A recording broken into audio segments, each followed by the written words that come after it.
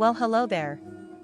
Welcome to another rendition of Just the Content, where I, Luna Sizemore, squeeze out all the zestiest, maudiest moments from the Maude cast and present them in a mostly linear fashion.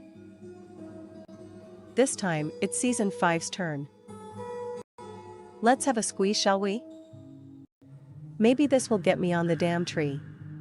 Enjoyments to all. First up is the frankly marvelous and incomparable Season 5 Episode 2, Cape Fear. Written by John Vitti. Directed by Rich Moore. Let's get into it. So Ned Flanders has got these horrific Freddy Krueger-style claw hands, and he's trimming his hedge, and he shouts at Bart, and Bart's, terrified. Maude Flanders, the star of this show, Maude Flanders, rocks up in a supporting role, as often she does, doe-eyed with 2 glasses of possibly homemade, I believe, lemonade on a silver tray, lemon slices, tall glass. And Ed turns and says, Maude, these new finger razors make hedge trimming as much fun as sitting through church. Ned then carries on. He doesn't acknowledge Maude in any way. He doesn't say thank you. He doesn't drink the lemonade.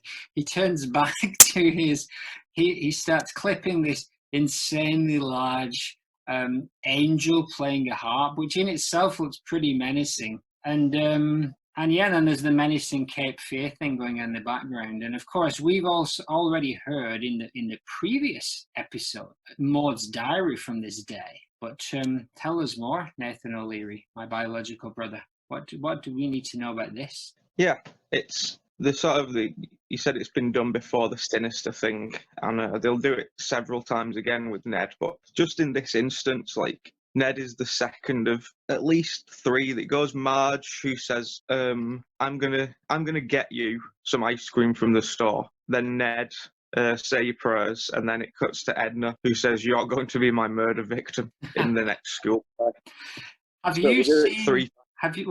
Power of 3, isn't it? But have you seen Cape Fear?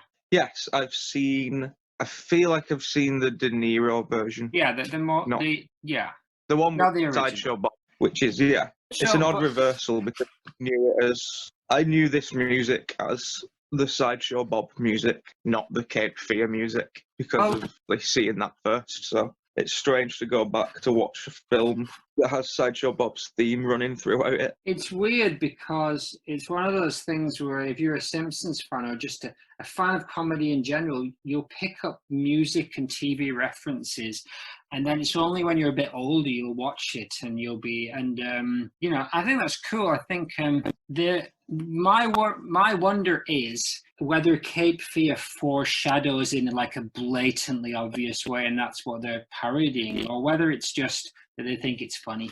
Because it's blatantly obvious foreshadowing, right? A bad thing is going to happen to you. Yeah. The strangest thing about it is that it was just obviously a one-off episode, parody with Sideshow Bob. Yeah. But then this did become Sideshow Bob's theme music. It wasn't in this just specific episode. Any time after this that you see Sideshow Bob, you hear the Cape Fear music.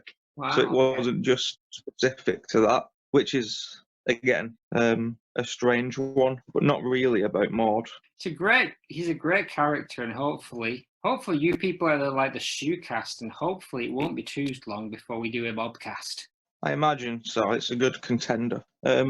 So here's the thing I want to know. We've had this once or twice before when Maude brings something nice, especially when she serves food at the table, and just no appreciation or thanks. Now, is Ned, has he already said thanks off screen, or is it expected? Why is this acceptable behavior?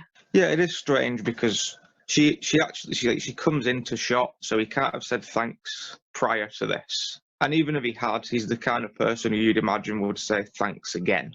So maybe it's just a case of being too close, and that his formalities have sort of gone away over time. He's so nice to everybody else that he sort of just subconsciously ignores his wife. Familiarity breeds contempt. Yeah, and she also doesn't seem to care that much. She just smiles and nods at his sentence and then looks up kind of pleasantly at the angel, Which again is that if it's not from Cape Fear, it's from something. I don't know what it's a reference to. Maybe we can find that out in a segment we'll call A Week Too Late next week, if we can be bothered. I'd like to think that Ned does turn around once that little scene's over in about 10 seconds and takes a nice long drink of Maude's homemade lemonade and says, well, thanks, that's deliciously, Magdalene, and then gives her a little peck on the cheek and she says, hi, thanks, Neddy. Is it homemade lemonade, you think? Yeah, what else is she up to? She doesn't have a job. Her job is being a full-time mother and housewife. Full-time mother and person who does the housework and makes these trains run on time, mate. So I'd imagine, even in a 2020 climate, if your chosen role is housewife, then I do imagine that would include prepping homemade lemonade. If that's, maybe not, maybe she just poured some in a cup, but if she's got time on her hands, I imagine, she'd quite like freshly squeezed lemons. Yeah. Do you think they have a lemon tree in their back garden? Have we ever seen the back garden? What's that like? They don't have a lemon tree in the garden, but there's a very famous lemon tree in town. Really? Do they sell the lemons from that tree? I can't remember. It's Shelbyville steal the lemon tree, don't they? And then they get it back and there's a lemon behind that rock, that kind of stuff. But eat all of our shirts. Clip 2. Yeah. This is the big one. This is the one that you referenced in the diary a few weeks ago, that absolutely canon diary that we have. It tells us exactly what Maude feels and thinks. Yeah. Bob, driving around in his ice cream truck, brazenly telling the Springfield residents who he will not kill. And he says, the following Springfield residents will not be killed by me, Ned Flanders, and then Maude Flanders. So he knows Maude Flanders' name, and he's got her on a list. Cut to Ned reading the Bible and Maude knitting, a little blue something. More crafts. And Ned smiles and Maude smiles and says, oh, isn't that nice? Pivotal moment. Yeah, it's sweet. What was incorrectly stated in the diary, I don't know why. I don't know what was going on in her mind, but he doesn't say that he isn't going to kill Rod and Todd. My note here is that she then, from her diary, we know she hasn't been sleeping very well for a few weeks, and then she does go, and I imagine have a nap just after this.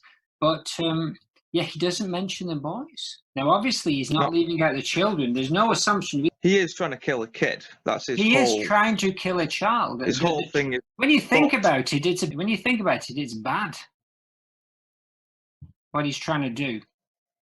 Yeah, I do think they want him to be seen as some kind of villain, and making his sole goal in life to track down and murder a 10-year-old boy is a good way of doing that. Chilling. But he does, seconds later in that scene, he says that he isn't going to kill Lisa or the little baby Simpson. So he mentioned the Simpsons kids, but he's, again, no mention of Rod and Todd. And Ned and Maude's reaction to that is very placid. They're just like, oh, isn't that nice? He isn't going to kill us. Yeah, but no mention of Rod or Todd, sadly. Sadly? So what does that tell us, Nathan, about Maude's perspective on this? It doesn't tell us much about Maude, but I imagine there could be some kind of secret side plot going on where Rod and Todd have also foiled a Sideshow Bob plot at some point in the past, and he has a minor, bloodlust towards those two as well. He just doesn't have time to get. Exactly, they're on his list, and he's really struggling to even tick off the first thing on his list. So he's probably frustrated. Oh, if only I could murder that child. Yes. But my thinking more was Maude not being particularly flustered that this psychopath was after her children. Yeah, she's just so into knitting, which, again, there's a new hobby to add to her many talents. I wonder what she was knitting and who it was for. But maybe she's just so into the knitting that she just didn't think about the murder of her children. Oh, you know what, Ned? You know what? He's still going to murder the kids. You think that'd be a cause for concern? In most people's houses. There's always the possibility that she just doesn't care. Oh, good Lord. That is a dark start to season 5, that she's given up on her kids. Not just given up on them, but were given up to the extent that, well, they're old enough now. If there's a serial killer after them, if they make it, good on them. Yeah. They make it through this, they'll be stronger. They'll thank me for it. God's will. God's will. Maybe she could say Ned and Maude just have the faith that God will keep them safe from Sideshow Bob, despite the fact that he's already messed them around several times at this point, and he's not even got to the worst of it yet. No, God's not Sideshow. Exactly. God does seem... I would be more fearful of God than Sideshow Bob at this point if I was in the Flanders family. Up next, it's Season 5, Episode 7, Bart's Inner Child, written by George Meyer, directed by Bob Anderson. Aired November 11th, 1993. Be like boy. We're now into that snake oil self-help kind of dude. And he's got everybody, eyes closed. Another one of these city hall kind of meetings. But this time, I guess, they're doing a self-help thing. And he's asking them to listen to their inner child, be like the boy, which essentially means relinquish all responsibilities and just have... I think shit goes bad pretty quick once everyone starts being like the boy, right? Maude's on the periphery. We only see half of her face, but she's part of the gang. She's happy to take part. Mob rule. What's going on? Yeah, this is, again, similar to the Whacking Day clip. This is it. This is it for the entire episode for Maude. You don't see her, like, taking part in the... I can't remember what it's called, like the Be Like Boy festival, whatever they do. We Like Roy. But yeah, she's there for the meeting and she's obviously taking part. So she's buying what he's selling because she's got her eyes closed and she's doing what's asked of her and she looks content. But again, we only see half of her face. We only see half of her face under a second. And none of her mind. See, the thing is that once again, she's happy to take part, and then basically she's a no-show for the rest of it. So she's there at the beginning, geeing it all on, and then just a no-show. What is it with her? We speculated that maybe she just gets home and she gets into her knitting and her sketching and doing stuff, and she just can't be bothered. But is there more to it than that? I think possibly, and I'll save it for the end of the next clip because it's basically the same thing happens again in the next appearance. But in this case, she's just happy to be there, I think. So in terms of here, I want to ask you a little bit what you thought about Maude's inner child. So let's say she does go along with it for a while, and she does bring out her inner child. What would we see her doing?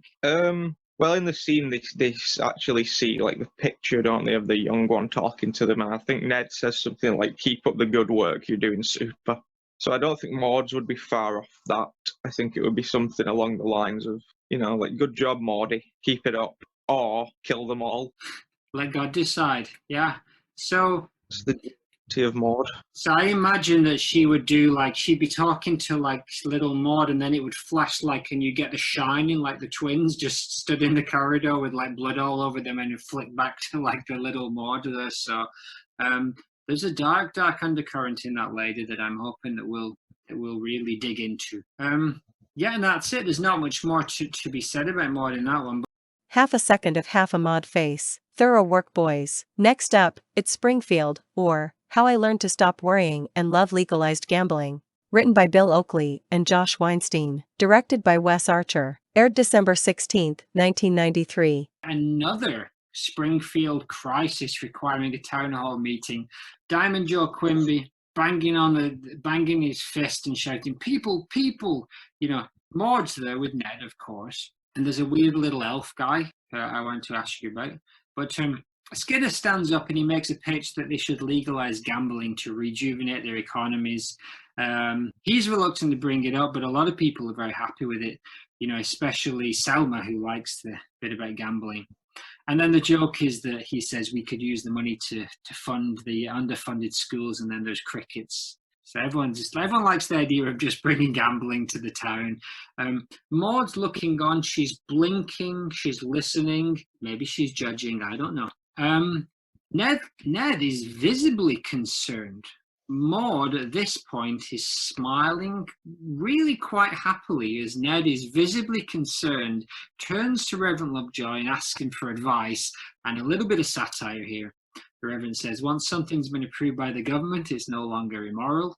And then Burns shouts, by building a casino, I can tighten my stranglehold on this dismal town. And Maude, surely at this point, should be beginning to see the true colours of Mr. Burns.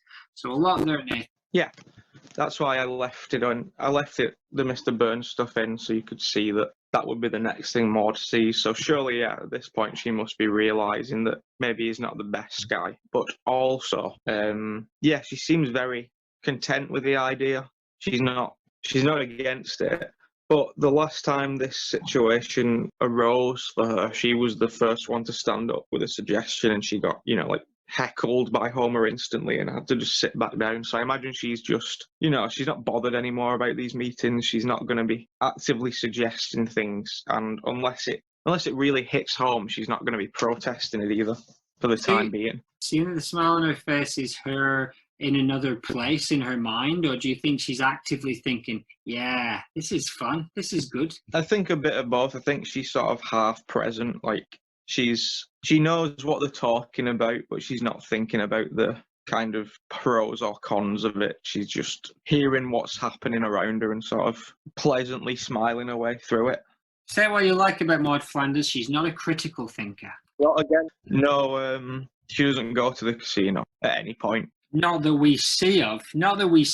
Maybe she goes in the middle of the night, like my old boss, Mr. Ladylove. After I worked at the Chinese Chippy in Plattbridge, he made me drive him to Salford to the casino in the middle of the night. Maybe that's the kind of time that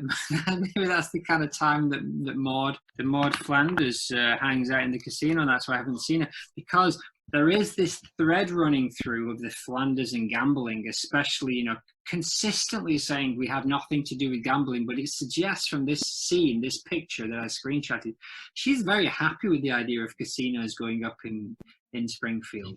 In her defence, she's only kind of said Ned doesn't believe in Ned doesn't believe in insurance. He considers it a form of gambling. Is the closest we've got to her saying we don't like gambling, and even that's about Ned. So she could sort of be completely into it herself, but it just doesn't seem like she is.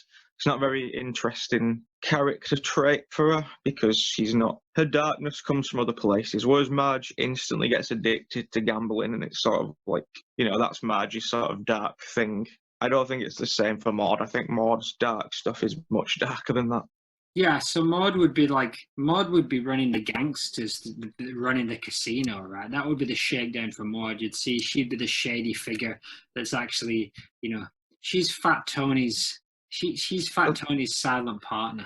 As we will find out in 3 seasons' time, she does have some direct contact or ability to contact the Yakuza. Oh, good Lord. The Springfield Yakuza. Not even the Springfield Yakuza, just the Yakuza. Full-on organisation. She has some underworld connections. She has some underworld connections. Some underworld connections, yes. Oh, Maude, you'll be the death of us all. Yeah, these were probably the most lackluster bunch of clips we're going to look at. But yeah, we still turned those lemons into gold, didn't we? That was season 5, episode 10, by the way. I forgot to tell you. Me personally, not Nathan who is doing the typing. Me Luna. I forgot it like they forgot me on the family tree. Next up is a biggie for Maude. It's season 5, episode 16. Homer Loves Flanders. Written by David Richardson. Directed by Wes Archer. Aired March 17, 1994. Homer and Ned are flipping through cable channels inside Ned's basement. Homer sat on the sofa with Rod and Todd, and he's disappointed, and Ned says, yeah, over 230 channels blocked out. Maude, our heroine, comes down the stairs and she says, okay, boys, time for bed, in a really thick accent, the thickest I've heard so far. Okay, boys, time for bed. And she's wearing a standard garb, bright pink shirt, bright pink skirt, pink vest, tank top, white shirt, pink shoes, with a slight heel. Rod and Todd shout, goodbye, Daddy, good night, Uncle Homer. So, I've forgotten this show, but this is the one where they become super good friends, right, at the beginning, and then it all spirals out after that. Todd really is quite small. Roddy's really quite tall. It's not part of the scene, but it's something I noticed while watching it. Maude stands and watches the boys with her arms clasped in front of her in classic, waiting in church mode. She watches the boys run up the stairs safely. And that's it. That's clip one. Yeah, this is her demonstrating her motherhood skills. It's up to her what's like. Ned's in the room and he doesn't tell them it's time for bed, which is quite odd, but maybe he's swept up in this new friendship. So Maude is. But again, Maude doesn't come down and chastise Ned and say, like, the hell are you doing? These kids need to go to bed. She just kindly tells the kids it's time to go, and they do it. Again, the Simpsons kids. Bart would go to bread, as we've seen. Bart would go to bread? Yeah. I have not seen that, I don't think. Not for a long time anyway. Explain that. And Lisa's, I think it'll come up because Maude's in the episode, but Lisa is babysitting Bart and she says, go to bed. And then he goes to the kitchen and sits next to it. What's going on with Maude's accent? Why is it so thick in this one? I don't know, but this is oh no, it's not. I was going to say this is the first speaking role for her this season, but it's not. Is it? Maybe it is. I don't remember. Because we had the Cape Fear, the gambling, Maude's sister. Well, I guess. So maybe. Yeah, if she didn't speak last week, I don't think she did, then yeah, maybe this is it. So the last time she spoke was the Marge going to prison episode. Okay. So maybe they're just taking some more time to define a character while the show's carrying on and getting more into the background characters. So maybe they said, okay, let's run with this accent. Because this is how she pretty much sounds here on out, I would say. All right. But for sure, so what the Reddit user Termites Jump, that's not actually the name, but that's what my computer spell checked it at, Termite Jump, on a discussion that got quite in depth about the mouth movements of Ned and Maude Flanders. They came to the conclusion that Ned doesn't really sound Midwestern, but he might have a little bit in there. But Maude for sure is from the upper Midwest. They come to the conclusion. That's Michigan, Minnesota, North Dakota, South Dakota, or Wisconsin, or Iowa. So I think we're in the right area. So good work. Was that all of your own list? Yeah, I'm good. Yeah, it was a combination of liking both Maude Flanders and the TV show Fargo and the movie Fargo. The movie Fargo as well, great movie. I've not seen the TV show, but I hear great things. What does Maude feel about this friendship at the initial stages between Homer and Ned? I think at this point she's probably just not really thinking about it because this is quite late on in the episode when she pops up, to be honest. Like, they've already been to the baseball game, and so I think at this point she's probably just thinking, this will pass by quickly. This isn't going to last, because she doesn't speak to him. No, she comes in and she just says, "Good night, boys," stands there placidly blinking with no emotion, and then leaves the room. So she also isn't annoyed when Rod and Todd call him Uncle Homer. She still looks quite like, she's just watching them off to bed. She's just thinking, like, what is this madness that's unfolding in front of me, and what am I going to do about it? And she, in true Maude fashion, is withholding external judgment, but inside, I feel there's probably some storms and rages going on. A tempest of Maudes. Tempest of Maude. Clip 2. So Marge Simpson, she's on her hands and knees with the trowel. She's getting into the gardening, and Homer decides that this is a good time for him to head over to Ned's house. We could do a bird's eye image of the Flanders table, all four of them. Now, we've seen face forward Maude a few times, but we've never seen top of head Maude before. But I have to say there's no real revelations. Is kind of what you could expect. She doesn't have a bald spot or a tattoo or anything wild on the top of her head. So relax, everyone. There's a big ass turkey in the middle of the table. I think it's a turkey. There's some mixed veg, aka salad, to the rest of the world. Some pink things, maybe sausages, maybe bacon, I don't know. Plates are empty. I want to point this out, and I'm sure you noticed too. The plates are completely empty at this point. Eyes closed in prayer. This is a long one, so jump in. Just hold up the one finger signal if you want to stop me at any point. Eyes closed in prayer. Ned's leading. Does Maude ever get to lead? What would she say? I don't know. What Ned says is, bless the grocer for this wonderful meat. The middleman who jacked up the price. There's a flower painting behind them on the wall. Is that bought from Marge? I don't know. A gift, maybe. We see Homer at this point sidle into view. Okay, that hands up. You want to stop? Okay. Yeah, the hands up. The only thing I have to make of note so far is that it looks like Ned's the only one actually praying. Like Maude, Rod, and Todd don't have the hands together in prayer. And I also think the food, the plates are empty because they haven't finished praying, I think. Okay. Yeah, none of them seem to be doing the traditional, hands together clasped, other than Ned. Well, you know what? Something goes AWOL in a moment regarding those empty plates, because we see Homer J sidle into view, and he pokes his head through the window as Ned is finishing the prayer. Ned says, let's not forget those determined but human boys. Humanist? Hardworking? I don't know. Spell checks changed it to human boys. I don't. He says, that's those human boys over at the slaughterhouse. But anyway, he thanks the boys at the slaughterhouse. Homer says, oh, may I join you? And climbs in through the dining room window without waiting for an answer. Dips his finger into something on Todd's plate, which now has food on it. Grabs a turkey or chicken leg from Maude's plate, which is now full. Explain. Maude, looking up in some surprise, gasps. And then Homer grabs some bacon off Flanders' plate. Yeah, it's a good scene. I like Homer. There's a lot of good Homer things in it that are completely like unself-aware from just having there's no like external thought of climbing through the window or that being weird. He just climbs through the window. It would be weird to just walk in without being asked through the door, but he climbs through the window. And the way he until he eats the turkey leg, yeah, it's I really like drinking a cup of Earl Grey tea. Yeah. I think maybe when there was a close-up shot of Homer, and in that moment the Flanders family realised what was about to happen, so they crammed as much food on the plate as they could, but it still did not work because he went straight, instead of going for the food that was left over, he went directly to the children's plates. Yeah, it's very good. So next clip continues with that. A few minutes later, Homer's just standing there, maybe a few seconds, I'm not sure, standing in the Flanders dining room, standing. He doesn't sit or, say budge up or anything. Maude's looking more concerned and surprised than anything. Ned says, Homer's asking Ned to do some stuff, and Ned says, tonight's the night I do my charity work, and Homer says, yeah, the judge made me do that once.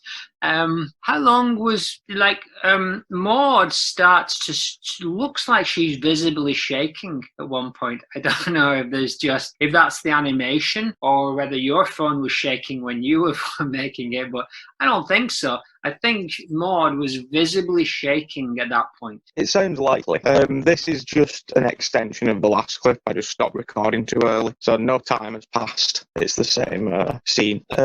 Yeah, she's probably shaking with rage, I can imagine, because at this point, this is the turning point for Ned. Like, this is where Ned starts to think this isn't ideal. You can see why. You can see why. Your next door neighbour just decides to invite them in through the window to your evening meal and take things off your plate.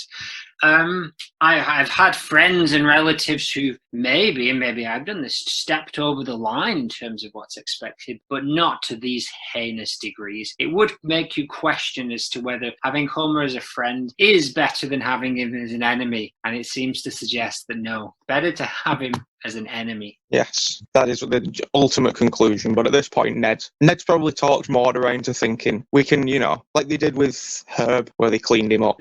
Homer's in on us now. He likes us. This is when we strike. Because again, as we'll see in the not too distant future, it only takes them fostering the Simpsons kids for maybe three or 4 days before they try to baptize them. Oh yeah, they're very good at getting people into the church, and so maybe you think that they've seen like, this is painful for us, but this is a chance to get him and save his soul. Save Homer's soul. Yeah. That is a soul in stark danger. They've already had one chance with the car crash, with the train, jumping to the train with her car and risking life and limb to convert him. Maybe this is a little bit easier, although equally painful. Yeah, I would say this is an extension of that idea. They want to, this is he's in with the Flanders, so this is the time to strike. Yeah, save his earthly soul. So clip 4, we flick to the Simpsons living room, and Homer's now defending his new friends in front of his family. So Bart says, the Flanders are a bunch of geeks, man. Homer is angered by this and he shrieks, the Flanderses are not geeks. And he looks down and then thinks, oh, well, Rod and Todd are. I'm surprised he knows their name, but Rod and Todd are. And the wife has a thing for me, but hides it behind a mask of low-key hostility. And then he rubs his chin in thought. Yeah, I like several things. I like that he's instantly defensive. I like the word Flanders is. It's much better than just Flanders. Plural Flanders. The plural Flanders. Each Flanders needs to be pluralized. So I think grammatically he's on steady ground. Yeah, 100%. I like that he's defensive to the point of, there's shock in his voice, but he instantly, when he thinks about it, he thinks, oh no, yeah, Rod and Todd are little creeps. Which at some point I think every member of the family realises on their own at some point that Rod and Todd are little creeps. And they're not too bad for now, but they really start hamming that up later on. I watched one the other day where, one of the new seasons where Rod and Todd just say, let's play the Frozen game, and then just stand completely still as the day completely goes by. So they've definitely weirded them out. But he calls them Rod and Todd, which is interesting. But then he doesn't know Maude's name. Or if he does, he doesn't care enough to use it. Yeah, he's nailed it though. Except for the wife having a thing for him, he's nailed the low key hostility. I agree that she 100%. That's what she does with everybody in town. But I like that Homer's read it as she has a thing for me when she's. I don't think that's some kind of secret theory that we're going to be looking at. I think she's just repulsed by him, and the facts are there for that. However, I'll drop in a spoiler for a mystery episode that will come up later, but I watched a season 7-ish episode last week, and in a moment of celebration, Maude hugged Homer. Oh my goodness. Yeah. I'm thinking that if Homer gets treated with the same kind of level of low-key hostility that everyone else in Springfield gets, he's getting off lightly because he has committed far more crimes than, say, Hans Moleman or Apu. Are they treated with low-key hostility, or are they treated as in a friendly manner? Well, she doesn't seem to treat anybody she doesn't have a best friend. There's nobody that she's let in. So yeah, I think the low-key hostility, even Helen, I imagine there's sort of a frenemy. There's something going on there, but surely if she goes to the store, she's nice to Apu, or she's not a mean woman, she's not a villain. No, I would say she's I think you're right. I think low-key hostility for the people she doesn't particularly like. She definitely has it with Marge, but with maybe not everybody. She's a very polite, kind person on the surface. I don't think it takes much to get on her wrong side, though, maybe. Although, to be honest, the Simpsons do push it pretty hard in this episode. So if you were still on someone's right side after the madness that goes on in this, then really that is a very forgiving person. Yes. Clip 5. So we went to eight clips in this one, I think, or was it 7? We went to 7 clips in this because she's in it a heck of a lot.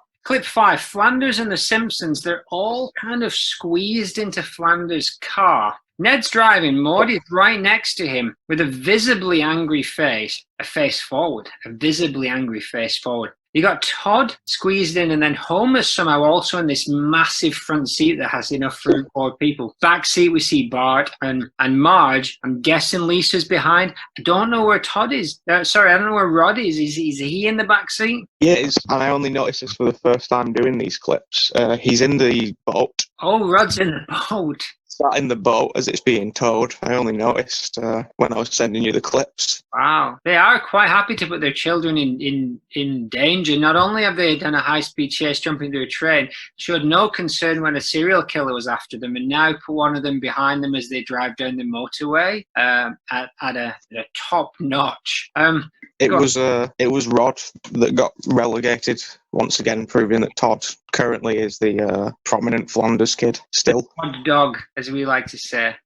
Yes. But soon the tables will turn and Todd will no longer be the Todd dog, but Rod will be the Todd dog, and then it will become the Rod dog. Yes, exactly. Everyone in the car other than Homer is angry. Homer is oblivious, as is the joke in the entire episode. Homer is oblivious to the pain he's causing to other people. He pulls out a cassette. I brought my rapping Ronnie Reagan tape, and puts the cape in the cassette player. Sounds a lot like Mr. Burns, and he's just going well, and the joke being that Ronald Reagan said well a lot, and Homer says well. He did say well a lot. Homer folds his arms. Job well done, and the journey continues with everybody glaring angrily at Homer J. Simpson. Maude, pitching. Maude, face forward, just glancing out of the corner of her eyes at Homer, just tight-lipped, looking super weird because characters just don't look right face forward.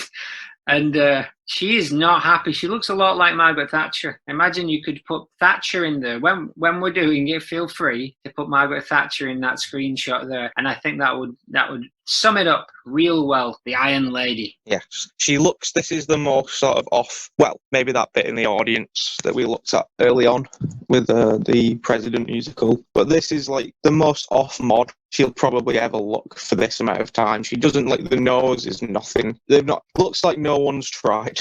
They've not referenced any earlier Maudes to try and work out. Although her nose is quite dainty in this episode. Has her nose got smaller? No, it's always quite. It just looks really like. But as a fond drawer of face forward Simpsons, I will say that I don't really know what to do with a nose because it's basically a small triangular point from the front, and you can't really draw that in 2D unless you do like an upwards, or it has to be an upwards or a downwards triangle, and they both kind of look not great. My last point about this clip, she's seething with rage, which is interesting to point out. She's but so is everybody else. So she's not the odd one out here. She's just, she's clearly more willing to show it when everybody else is angry too. Because if everybody else was smiling in that car, I think we wouldn't be dealing with the low key hostility we've been hearing about. But this is just hostility. Hostility. And my last point. It's justified. It's justified hostility, and she's well in line with everybody else. And Homer's absolutely oblivious to it as well. So, harmless, pointless. The last point is I think this is how I found out who Ronald Reagan was as a child. That's good. So over the last few episodes, you've learned who Jimmy Carter is and Ronald Reagan. And I'm pretty sure you got to learn about Nixon through The Simpsons too. Any president pre-George Bush too. I'd say 80% of the information I have about them is from The Simpsons. William Henry Harrison. Died in 30 days. I mean, with that, we can learn a lot about American history from just modding it up, and I hope we can. So apparently, the kind of Ronnie Reagan Rapmaster thing is based on the cartoonist Gary Trudeau, who's famous for the cartoon Doonesbury, which is not particularly funny.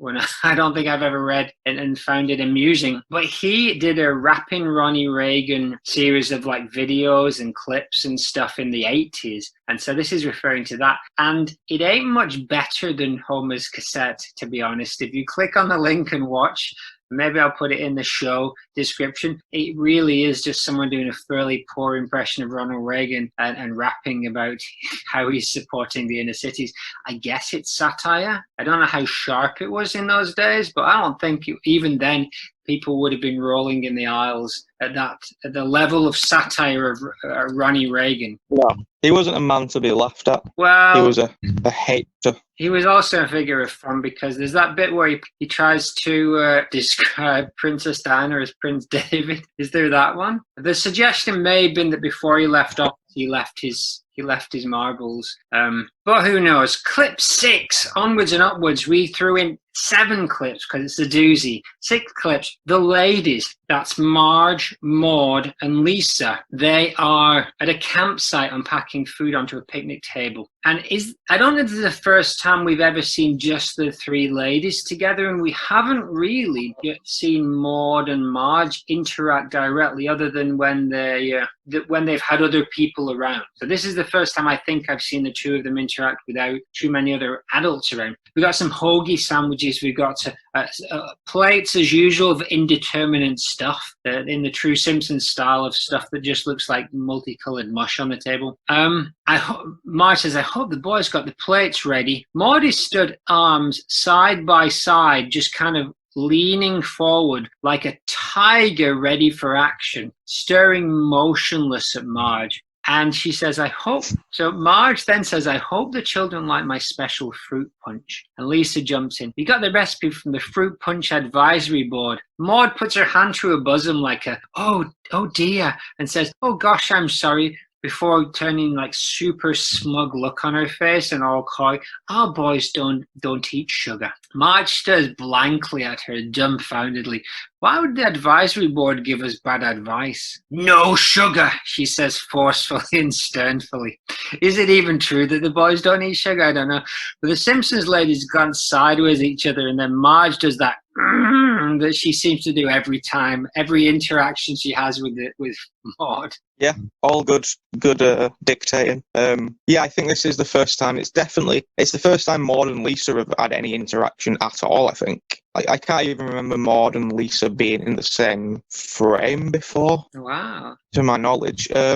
We've seen a bit of Maude and Marge, but the husbands are usually present or someone else like Helen. Yeah. This is so again, but she's doing the low-key hostility thing with the, oh gosh, I'm so sorry. She's not sorry. She just wants to tell Marge that her children are better than hers, which she does, and then she has no qualms whatsoever. It's not like we're Ned a second time. Like, for example, I think like the next scene is Homer. Ned saying we're leaving after the spoilers food fight. Ned says we're leaving. Todd's got like zesty lemon in his eye or something like that. And Homer says, can I take the speedboat out for one more run or something? And Ned sort of deliberates and says, well, we're in a rush, and Homer just shouts too late and runs off with it. Whereas Maude here, if that was Maude there, she would have angrily said no boat, and it would have zoomed in on her face. She's sticking to her guns. She stood up for herself. Is this probably the first time in the episode that one of them has said no? However, if she had continued this, they probably would have got away with not with the madness that went on in the rest of this episode. They probably would have got away with it had she stood her ground more, because she acquiesces to the rest of the stuff, and they sit at the table in the next scene ready to eat. But yeah, she's got her eyes really narrow. She's got a really stern Clint Eastwood look, and she throws it straight at Marge and Lisa. And Marge and Lisa are taken back a little bit. They know this woman, hey, but we don't want to mess with her. Yet, very, very quickly, they go back on that decision, and they straight up mess with her. It's kind of like there was a chance there where they could have made us think that the Simpsons weren't quite as bad for doing this stuff to the Flanders, because the Flanders kind of deserve it. But I think this is the only scene in the episode maybe where we get that message. The rest of it's like, the Flanders do not deserve this treatment from the Simpsons. Yeah, out of the four of them, Maude is the only one that kind of deserves it. Maude is the only one out of the four of them with any sort of hint of badness in her, really. Like, Ned has his crazy moments, but they come from like an internal mental breakdown place, whereas Maude is just sort of a bit mean when she wants to be. Low-key hostility is going to be a good phrase that's going to be sticking around. But yeah, I don't think Rod and Todd do eat sugar, because you see Bart give them pixie sticks in the next scene or whatever, and say there's no sugar in pixie sticks, and it just F's them right up. Well, they do the sugar as drugs thing often in The Simpsons, right? So there's pixie sticks, there's the disco stew one, and then there's the slushy episode, at least that I can remember, where they're like, hey, let's just, whenever we want to do something that looks like we want to show somebody off their head, we'll just give them sugar and pretend that sugar has that massive effect on them. It's obviously very overplayed as well, because I can think of at least two more examples where they did that, where they did like a train spotting thing, I think, when they came to England. Bart and Lisa eat like English chocolate, which is notoriously sweeter and better, and have a whole like train spotting, like montage. And then there's one with Homer where he eats like a It's like a McRib, which is not technically sugar, but food still. He eats like a McRib, and there's a whole what's that film called with Jared Leto? The Joker. Yes, that one. No, the drug film. Requiem for a Dream. That, yes, there's a whole like parody of that to do with McRib. So Man, that's a grim film. That's yeah.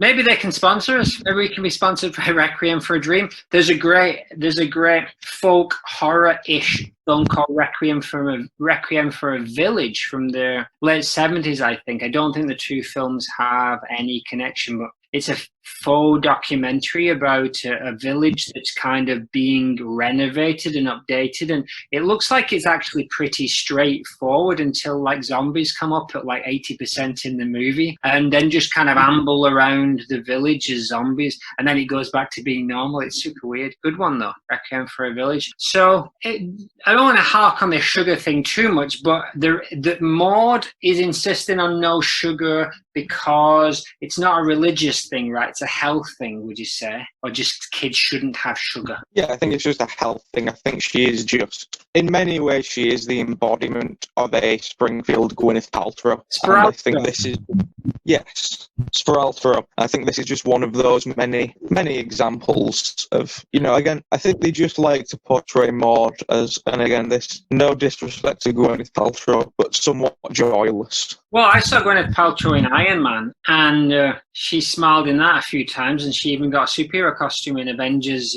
Infinity End of the World War. And she's married to that bloke out of Coldplay, but now they're divorced. Yes, I do like Gwyneth Paltrow a lot, and I think it's because she bears some similarities to Maude Flanders in her. Yeah, she's the world's minor character. Baby. Multi-billionaire rock star wife Gwyneth Paltrow, Iron Man, female Iron Man. She's got more leading parts than Maude ever had. Maude was never a female Iron Man. Although I do have a question. I have a question in the auditorium about what role she would play in the Radioactive Man universe. So she does. I think there's a whole bongo comic thing. I remember this one from being a kid where they all do like a superhero. Everybody has a superhero identity. I'm pretty sure Maude got one. All right, that's cool. Well, if I get my way, we'll be doing a bongo comics episode in the not too distant future. So eyes peeled, phasers on stun. That's all I can say. Clip 7, we're on the home straight. They're in the forest. This is the best one, isn't it? They're in the forest. They're all sitting around now. All the Flandersers and all the Simpsonsers are sitting at a wooden picnic table. Simpsons on the left, Flanders on the right. Homer holds up the pink drink, which I guess is the fruit punch, and shares a toast to the coming together of the Simpsons and the Flanders. And there's some good bread on the table and more of that slop. If this were a more perfect world, we'd be known as the Flimpsons. Come on. So I was going to say that's the best line of the episode, other than "breathe through your damn mouth." Well, I was expecting him to put his hand on Ned's shoulders and say, "Isn't that right, Barney?" or something like that. I expected a Flintstones joke because I thought that's where they were going with it. No, I think it's just a very easy, putting the two names together. Something we would never be guilty of. Spraltrow. Missed Flintstones gag is what I said here anyway. Homer puts his hand on Flanders' shoulders and says, "Here's to my best friend Ned." Ned, Homer's a genuine chap, and at this point he still feels like he's done no wrong. Ned stands up, resigned to with an empty glass, and says, "Well, sir, my entire family is very touched." At which point Homer shouts, "Food fight," throws some pink gunk into Flanders' eye. Flanders recoils, Bart joins in. Homer grabs a handful of apple pie, probably Maude's homemade apple pie, and slams it into her face from 10 centimeters away, maybe, with glee on his face. Maude is horrified. The boy stared wide-eyed in terror, arms raised. Maude has her arms raised and falls back, almost identical to how she did when she, spoiler alert, dies in season 11.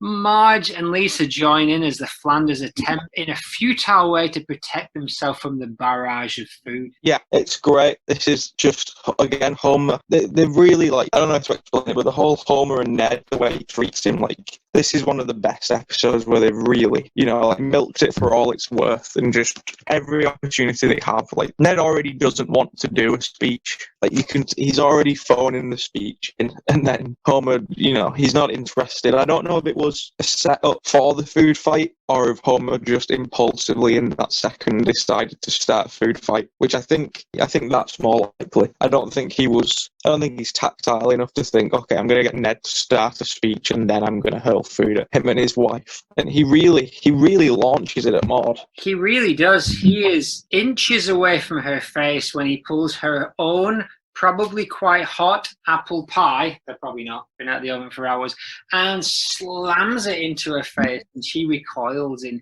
stars come off her face in true cartoon fashion. She got the star lines and everything. I think Marge and Lisa clearly join in because of the last scene. Like, they want to now take her down a notch. There's some justification there, isn't it? And what's going through Maude's mind as she sees Homer pick up that apple pie? I don't think she had time to react before it. Again, it's the same setup as the T-shirt cannon. She didn't have time to do anything about it. She was already being pelted before she knew what happened. But luckily this time it was non-fatally. Do you think we can treat this as foreshadowing, horrific foreshadowing of her impending doom? Yeah, we'll add it to this. Can be the first of the first. He imagined Ned dying, didn't he, in his wishbone? But there's a whole thing of Maude.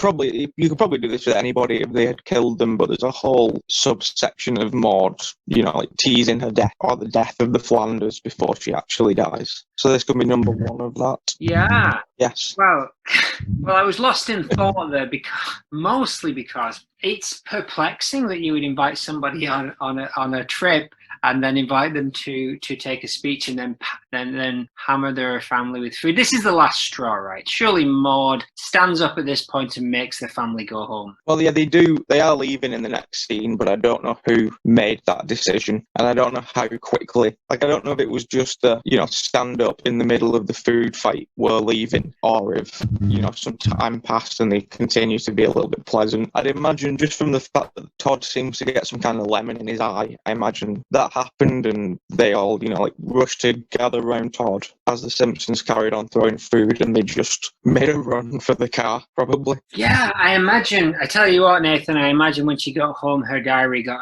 a hell of a beating.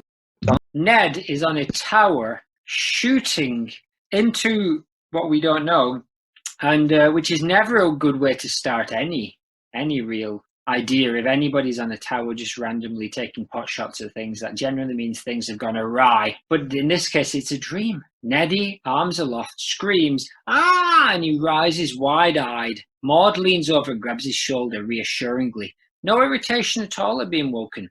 "What's the matter, Ned?" "Ned, I think I hate Homer Simpson." Now Maude, slightly taken aback, but she smiles. She smiles in there. There's definitely a smile, followed by the socially acceptable shock that she was kind of expected to show. That's interesting. Yeah, the whole dream is Ned shooting. I'm surprised it's still on Disney Plus and they've not chopped stuff out like Channel 4 do. Don't watch it on Channel 4. He's just shooting people in a crowd saying, that's Homer too. And then a postman shoots back and he wakes up. Yeah, I never noticed the smile. It's just a quick one. I screenshotted it, but pretty much, if you look at my notes, Zasla, you'll see, but pretty much, just for a couple of frames, she's got this look on her face of I know where you're coming from, Ned, because I too hate Homer Simpson, but I can never say it. That's interesting. Yeah, I thought it was just same old Maude. Oh no, oh dear Neddy. No, this is a brand new.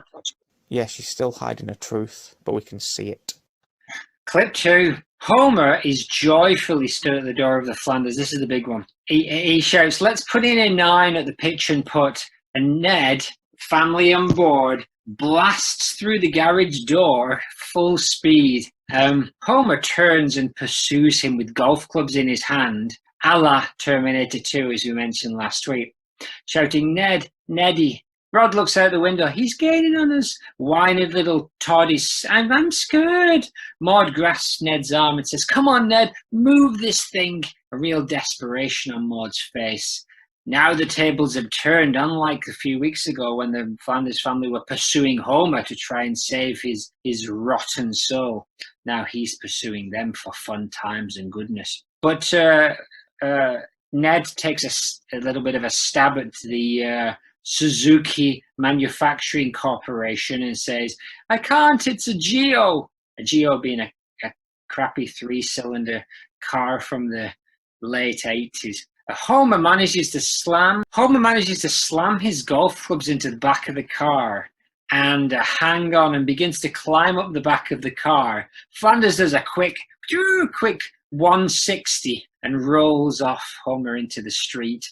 Homer's face down on the ground, and then he looks up and says, guess he didn't see me. Ned turns to Maude and says, we did it. And Maude, with a calm duck face, says nothing, as you'd expect from Maude. She just smiles. Yeah, that's all Terminator based, I believe, which means Maude is the Sarah Connor, which is unlikely to ever be the case. Ned in this case is then Arnold Schwarzenegger. Yes. Which is very apt because he's buff, right? He's ripped. Yeah, like it's that other car chase, and this time we see her inside the car, but we see what Maude's thinking. Last time we didn't see what she was thinking. We were saying that she was scared when they were going through the train carriages. Would she be up for it? And this obviously this time solidifies that she wants him to go faster. All they're trying to do is get, like, it's the next door neighbour. They can't do this every time he appears. It's so wildly unrealistic. It is somewhat unrealistic, yes. They destroyed the garage door, and all Maude wants is him to go faster. To get away from him. It is a short-sighted solution, isn't it, to be honest? It's not a well-thought-out long-term solution that you'd expect from the Flanders. Flanders, pretty level-headed, thinking of solutions. But in this episode, we see both Maude and Neddy losing their ish more than once. But then that's the danger of dealing with Homer J. Simpson, isn't it? It is. She's panicked. She's really panicked. This is the worst. She can't physically bear the thought of seeing him. She's probably hoped that Ned would somehow kill him in that moment, with him swinging off the back of the car. Go faster. Go faster, go faster. Turn, do a 180, and then reverse over him. Yeah. Reverse over him. Hear him snap. Hear all of his bones snap. Dough crunch. Homer's last words, dough crunch. There's a second part to this clip, though. It was a long one. I had to stop and take a pause in the middle because the first half was so rich, but the second half had almost as much. Only a second after getting rid of Homer J, Wiggum, Chief Wiggum, we'll touch more on him later in his relationship to the Flanders Goodman family. Only for a second, Clancy Wiggum comes up behind them and signals them to pull over. Maude and the boys watch on in silence as Wiggum, relation, makes Ned stand on one leg. He's tired a little bit from all the exhaustion, but he's doing a good job. And the time-tested drunk test of getting someone to stand on one leg and touch their nose, scientifically waterproof. And Neddy says, tell you, officer, I'm not hepped up on goofballs. Wiggum's already started writing a ticket for him as the bus from the First Church of Springfield, driven by Otto, comes by. Lovejoy's on there. Skinner and his mum's on there. And Lovejoy says, Ned Flanders, I would never have imagined. Gasp! Ned, at this point, of course, loses his balance and falls over. Wiggum shouts, high as a kite, everyone, and points and shouts, goofballs. Maude, for the whole thing, has been in the car with Rod and Todd, but she appears to laugh when Ned falls over. And again, it's hard to tell, but it really does appear like Maude has a good old giggle when Ned falls over in front of the policeman and is accused of being high as a kite in front of the church. What's going on there? I picked up on her facial expressions in the car, and I agree that she has a moment of somewhat joy. She's initially sort of concerned, but I imagine it's a concern of what people see us. It's not about Ned himself or the family image. And then when the bus comes past and everybody laughs, like the worst has happened now, so she can laugh along with them. Or maybe she thought she needed to laugh at him and kick him while he's down and laugh at him with everybody else. Jump ship, you say, I'm not with him. I'm not Yeah. with stupid. I'm stupid, and I'm not with him. He's Yes. stupid, and I'm not with him. Yes. Yeah. So at least a couple of times that Maude has laughed when it was inappropriate, but this time, her husband is being mocked openly by the entire community, and she still can't stifle a grin and a laugh. But all changes in clip 3. Go ahead. My last point about that is the other option I had about her demeanour is that she's trying to keep Rod and Todd calm like she did with the marshmallows when they lost the leftorium of the house. Maybe she's trying to keep things running smooth and she's not mocking her husband. Possibly, but that's you have to be careful that's very open to misinterpretation. Should you be laughing at keep your spirits up, boys, but let's not laugh directly at your father. Let's laugh at this unrelated incident. Yeah, maybe she was doing a funny animal dance inside the car that we didn't quite see. Maybe. Unrelated funny thing. It's unlikely though. So they roll around to the church in clip 3. Maude's in her Sunday best. She's got a nice pink cardigan and a ruffled shirt. Hers looking a little bit bigger than usual, if that's possible. Holding hands with Neddy. Glum looks all round. Ned, I can't do it, Maude. I can't face their accusing eyes. Maude, ever supportive, with her faith unshaken. Oh, don't worry, Ned. This is a house of love and forgiveness. The doors swing open, and then the congregation look back and all start whispering. In a way, you'd think you'd rock up a little early and get a little seat rather than turning up where the entire church is there ready to judge you. But I'm not going to judge the Flanders like the rest of them are. So, Yeah. Did you hear what the whispers were? I did. I've got them written down. Something like shun the non-believer or something like that. It says, there he is, Ned Flanders, the fallen one, the evil one. I bet he's the one who wrote Homer all over the bathroom. Yes. Was that the whole clip? Yeah. No, there's more. There's more. Because Homer beckons them over, but I thought I'd let you have a good run at that. We got a good view of the Flanders family all together in those desolate times, but hands held, glum faces, ready to face the music. Yeah, this is the most supportive we've seen her so far. She's taking charge and saying, like, don't worry, Ned, everything will be fine. As opposed to him trying to look after the family. Like, she's looking after them now. And she's very loving in this moment. I don't think there's any personal gain right now. She's just being, like, a good wife and good partner for Ned. It's not a power play. It's not a power play. She's not trying to take control of the family from the iron grip of Nedwood. No, I think she's just, at least even if she wants them all to die, she must like them somewhat. She's grown fond of them over time, and the Sunday best outfit, if you remember the first episode where she mows the lawn, where they mow the lawns, how radically, like, different the Sunday dress was compared to the one that she's wearing now. So they've obviously had more time to evaluate her character. They're getting to grips with the core of Maude, as we are. And we have 5 seasons and 13 episodes in 12, because the disco studio doesn't count. But there he is. So Ned Flanders goes in, and Ned pulls away from Maude, and he turns and says, oh, I think we should leave. Their heads are bowed, and they turn and head for the door, when Homer J, right from the front of the church, shouts, hey, Flanders, over here. I got us some kick-ass seats. Homer, oblivious again. This can't be very long after he threw that food into their face and barraged them with condiments. He shouts, come on over here. So they head over glumly and do the walk of shame through the middle of the church and sit in the pew as Homer guides them in. Yeah, I realised this might be the first for us, because this clip happens directly after the last clip, the goofball clip.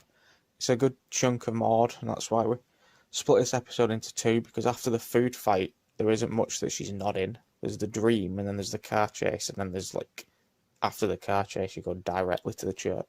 So it's Maude panic. When Ned says, let's leave, she doesn't question it, she just agrees, and she's ready to go. Head down, full of shame, and defeated immediately. Yeah, There's a lot of Maude in here, but she's very much in her role as supportive wife and secondary character.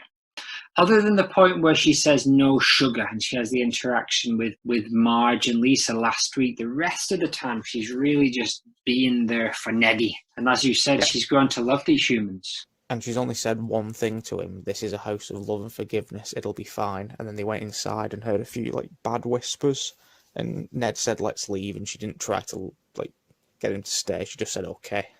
And then it got worse because Homer shouted him over, and I can't remember 100%, but her and Ned share a kind of look of like, we don't really have a choice here, do we? I got the impression she knew at that point they couldn't like keep leaving the church, they'd have to go in and sit next to the Impson family. In a way, you know, it was kind of like, let's bite the bullet and face the music, because maybe they learned their lesson from earlier when the car was when they tried to run away in the car, and that didn't really have a long-term solution. But this is like, sooner or later we're going to have to get back on board with this congregation. We're not going to leave the church. And so, walk of shame, and they went in there. Yeah. However, have to say that what follows, Ned doesn't make things any better. So a sermon, Lovejoy's talking about a sermon that he's going to read entitled What Ned Did.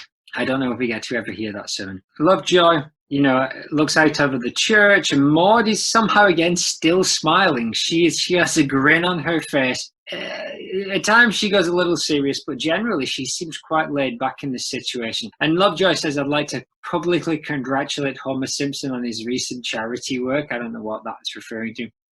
Maude's looking back as Homer is stood on the pews next to her, getting the adulation of the entire church. Ned ducks his head turtle-like into his top, and Homer's like, I live to give. And Maude's just staring at him. And then, you know, Lovejoy says, let's bow our heads in a silent prayer. And Maude, you know, she does the right thing. She wants to get back on board. She wants to, you know, integrate herself back into this church community. So she closes her eyes as the rest of the family do. But Ned can't. Ned hears something, a little whistling sound, and he can't resist. He opens his eyes and turns, and he sees Homer's nose wobbling and the whistling sound, and it's clear Homer J is fast asleep. And Ned says your favorite line and my favorite line. What does he say, Nathan? Breathe through your damn mouth. Ned leaps up to his feet and screams, stop it. Breathe through your damn mouth. Homer J. Simpson. And Maude initially has no reaction, but then as the camera moves, we should just be able to see Maude, but we can't quite see her. She's out of shot. And so we're robbed of the Maude reaction to this. But what's going on? What would Maude's reaction be to Ned leaping to his feet and shouting, breathe through your damn mouth? Not only embarrassing them further, but also cussing in the house of the Lord. I don't think she hates it, because again, this is her least favourite person outside of possibly a sister. Satan. Yes, Satan, Laurie Goodman, Homer Simpson, the unholy trinity of Maude. Yes. But when you see them from the side view of Homer breathing through his nose, Maude looks equally as furious as Ned does. She's clearly noticed it too, because she's got a frown on her face. She's prepared to turn a blind eye because, and this is the difference between Maude and Ned in this situation, that Maude, she'd been pushed somewhat by Homer's antics, you know, the food fight and the sugar thing, but Ned had been pushed further to his very limit, and he just lost it. Whereas Maude just had a little bit more in the tank. She was just able to see it out a little bit longer. Another 10 minutes and they could have begun the road back to salvation. But Ned, no, he blew his top. Now we know that's in there. We know that's in Neddy's personality. So that's maybe a difference, that Maude can keep that lid on the pressure cooker even in times of real stress. Yeah, and it's also not Maude's problem really at any point. Ned knows that. Homer isn't interested in being friends with Maude. He didn't know her name earlier in the episode. He's interested in hanging out with Ned, and Maude's just an unfortunate victim who's been swept up. Ned's the target. Maude could have just carried on with her life. If Homer had latched onto Maude, they wouldn't have gone for a family picnic. There's an episode much later, like just before she dies, where he turns to her and says "ma'am" and tips his hat, and she just shuts the blinds on him. Yeah, I imagine she would have maced him. I imagine she would have had some kind of mace spray in her bag, and had he suggested a family picnic, she would have just sprayed it directly into his face, and that would have been the end of the episode. Yeah, and if he'd come around to play golf, I imagine Maude would have just said no. No, she may have taken the golf club and beaten him back to his own house with it as well. And Marge would have agreed. I think this would have been the rare times when the two ladies would have been like, "That is exactly what Homer J. Simpson deserved." Just wash your hands and get out. Exactly. No nonsense. Well, just wash your hands and get out and breathe through your damn nose. That's a good indication of the difference between the two of them. A calmly delivered, aggressive line versus a angrily delivered, somewhat aggressive line also. But it's also quite unfair how quickly everyone is willing to turn against Ned at the drop of a hat. They've seen Homer do so many things at this point, and not that like further in the future they elect Sideshow Bob as the mayor, but Ned gets nervous and falls over once and has an entire sermon written about him. I love Joy. Yeah, they do turn very quickly on him because, oh, how the mighty have fallen. He's the paragon of virtue. But what I imagine is that when the congregation then turn quickly on Ned, as they do with Helen Lovejoy particularly, is not very pleased, and none of them are very pleased. We imagine that Maude's probably stood up next to him, stood up straight, glaring at people and ready to point and say, "You leave Neddy alone." But there's not really a lot of chance for that because something else happens. Yeah, she doesn't have to deliver a speech. She can continue to be passive as Homer redeems himself somewhat for the way he's behaved for the last 5 seasons. Somewhat, slightly. But they just say a very, very nice thing about Ned. So Homer has had enough of this, and he steps up and he says, "If everyone here were like Ned Flanders, there'd be no need for heaven because we'd already be there." Which is very sweet of Homer. And to be honest, if we are to believe that Homer is oblivious to the bad stuff he's done, then he's not actually been doing stuff to hurt Ned Flanders. He's just a very, very bad friend when he tries to be a good friend. But so then everybody very quickly, except for the kids who don't seem to smile at all, everybody else smiles. And so Maude smiles very widely, and even Marge smiles, and then the congregation led by Lenny say, "Yeah, let's forgive him." Lovejoy says they should forgive him and says we all owe Ned a heartfelt apology. We were wrong to doubt him. And Maude once again stands quietly by, smiling, vindicated. She smiles when it rains, and she smiles when it shines. Yeah, from the point of Homer as well, I do think that he likes Ned, and it's similar to Grimy, where he comes in and Homer doesn't know what's wrong. He's worse when he's trying to be nice because he's oblivious to the feelings and the thoughts of other people. But in his head, he's being a good friend, and this is sort of the validation for that. Sort of probably how they continue to maintain some kind of friendship after this episode. Like, they needed Ned to think, "Oh, Homer likes me and he's not that bad.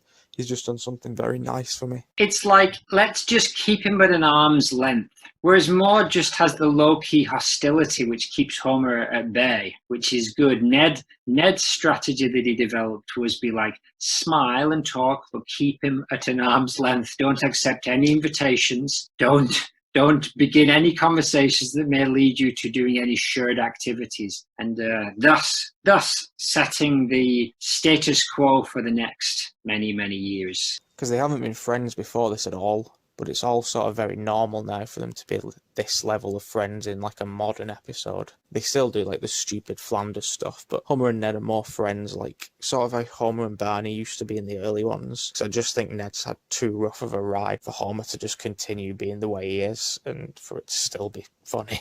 I guess so. And one thing that strikes me is that just that kind of like friendly-ish neighbours thing would have been much easier to develop had Maude still been around. They could have really kind of taken that into some more interesting places if they'd kept that dynamic of the two families.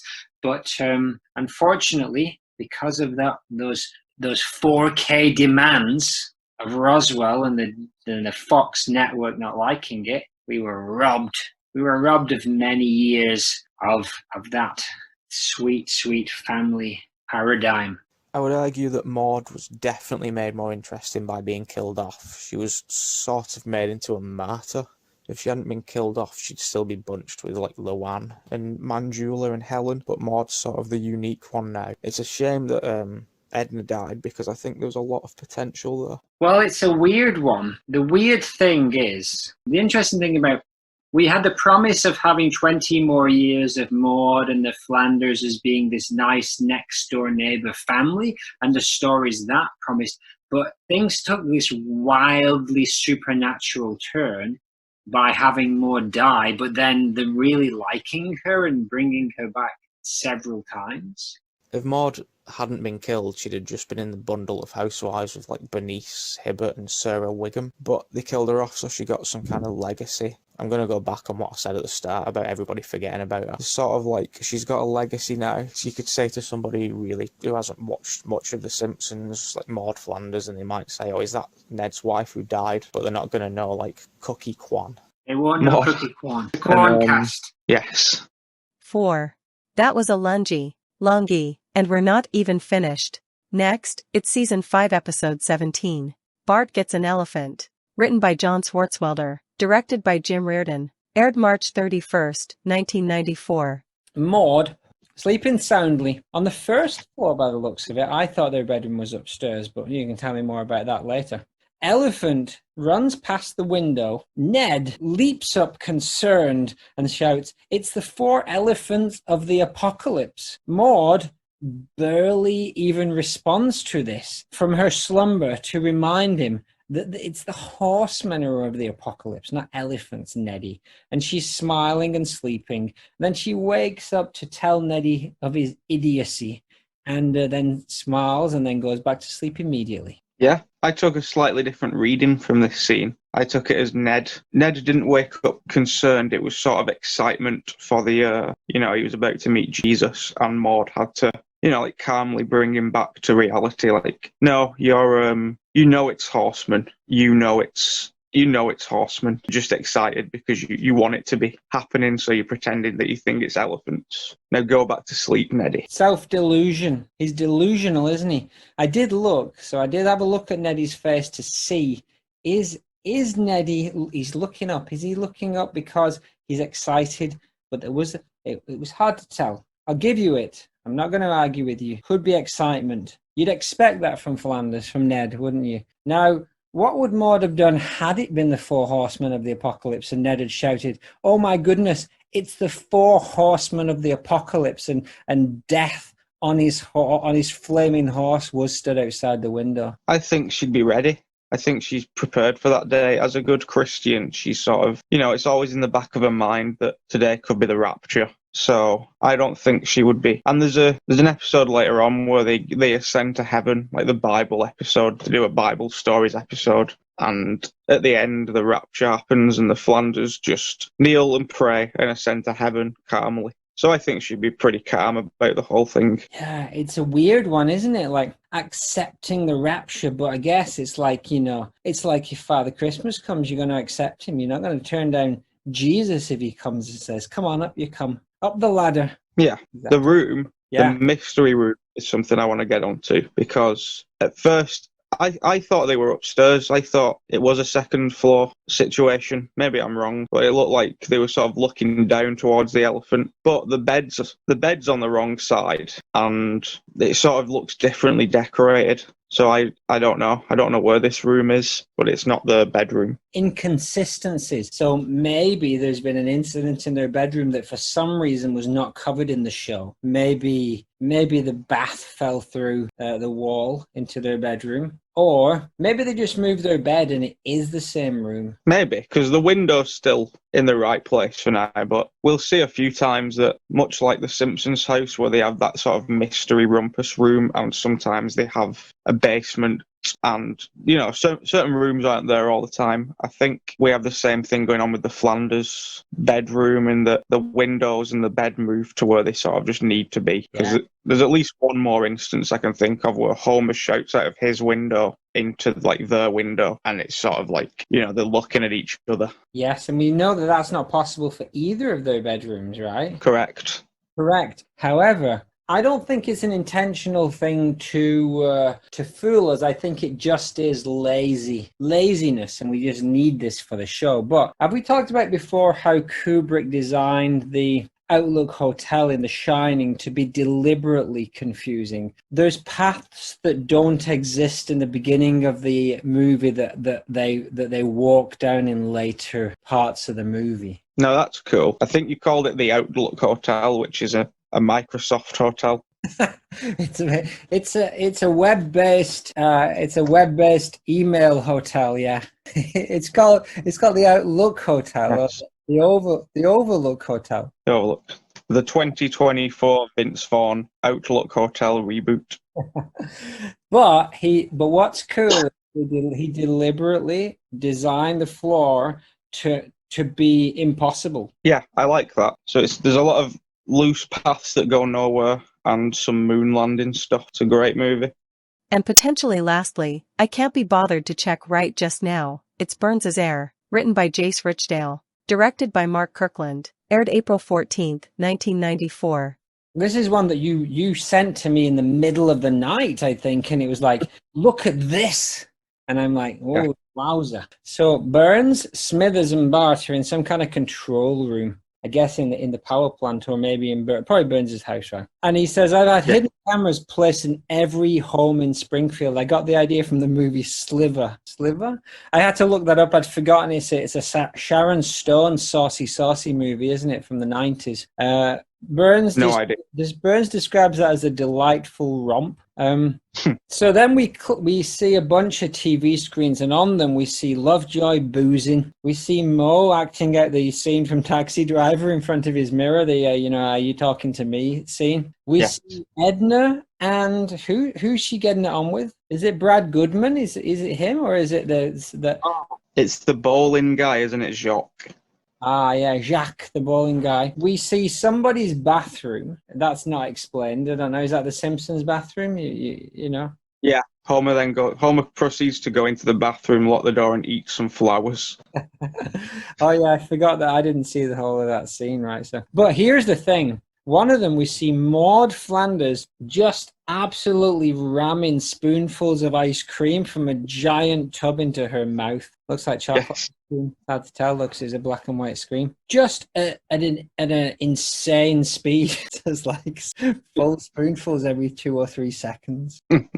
It's a strange one. I feel like this is one of the ones I'd kind of forgotten about. This isn't one of the standout ones, but it tells us a lot about her. Firstly, the man that she sort of has a good opinion of has cameras all over her house. She wouldn't disapprove of that, though, not after her own spying, surely. True. So I do find it interesting that whilst Burns could have been spying on Maude, spying on Marge is a potential theory. Secondly, I like to think that even though she's gobbling the ice cream down, that maybe it's still unflavoured, in a hope that she's, sticking to her somewhat roots. But it doesn't look like it is. It looks like it's high-fat, tasty ice cream, and she's just shoveling it down, which I imagine she took from her Greedy Guts mother. Is her mother a Greedy Guts? Have we established that? I thought that she was, because she wouldn't have had, I think with the 8 Goodman kids, Turnbull kids, whatever they're called, Goodman kids, that she was probably relatively starved for quite a lot of her childhood.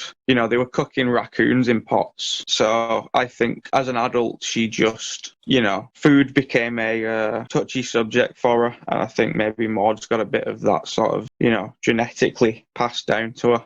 So in this moment where, she's so used to being good. The other theory that I have is maybe Homer threw ice cream in her face at the food fight, and she hasn't been able to stop thinking about ice cream since. Yeah, like, if you accidentally just, I was going to say something completely inappropriate for a podcast, but here's what before I was going to say, well, this is completely different. I was going to say she has a hereditary childhood trauma. Yeah, she does. But yeah, it tells us a lot. It tells us that we're assuming she snuck off to eat this big tub of ice cream because it will be judged very heavily by the other members of the family. So we're assuming they don't keep big tubs, considering the kids are not allowed to eat sugar. So the fact is that Maude has got these huge tubs stashed away, and when nobody else is around, she's not taking dainty little tastes. This is not a gourmet ice cream tasting. This is like she's having a food competition, but with herself. Yes, I like to think that she had an hour or two free. She'd finished her most recent wind chime. In these situations, she can't have the ice cream in the house. So we're assuming she's in her house. She might be somewhere else. She could have just gone to the Quickie Mart, bought a big tub of ice cream, under some pretense to Apu. Or maybe Apu's in on it. Maybe Apu knows that she has this sort of, she has a lot of squishy points, as we found out at her funeral. So Apu serves Maude with sugar quite a lot, and then she'll go home and eat the entire tub as quickly as she can and then throw it into Homer's garbage. Yes, maybe she rented a hotel room and ate the ice cream, and then on the way back home threw it into Homer's front lawn, knowing that he'd get the blame for it. As a little bit of payback. Maybe she takes it. Maybe it's Homer's and she's sneaking in and taking it, and that's one of her silent revenges, and that's why she sort of doesn't really mind Homer too much, because she has these sort of, behind the scenes revenge scenarios that she pulls off. Well, that's something I'd like to think is true. I'd like to think that she's getting back at Homer little by little in covert ways that are only revealed usual suspect style at the end of the movie. Yes. It was me that put you in the ice bath and took your kidney. Yes. All right, so that's it. That's the end of season 5 for Maude. So what did we learn anything at all about Maude in season 5? Did she have a journey? Was there growth? Kind of, actually. Now you think about it, the Homer Loves Flanders. Outside of that, I think she only spoke twice, so not a lot going on. She became a lot meaner this season, I think. Like, we'd seen her sort of with the statue of David and the Marge going to prison, that she had a bit of a streak, but this time she's yelled at Marge and Lisa, been angry at Homer the whole way through without not really trying to hide it, for the most part, visually on her face. And now we see her gorging ice cream secretly. So we're finding out that she's a secret keeper. She's a secret keeper. She's a secret lemonade drinker, I imagine, as well. Exactly. Exactly. She is. She's a secret lemonade drinker. So there you have it, fellas, queens, and all in betweens. She's a secret lemonade drinker. I've been Luna Sizemore, absent as always. Please, for fuck's sake, good night.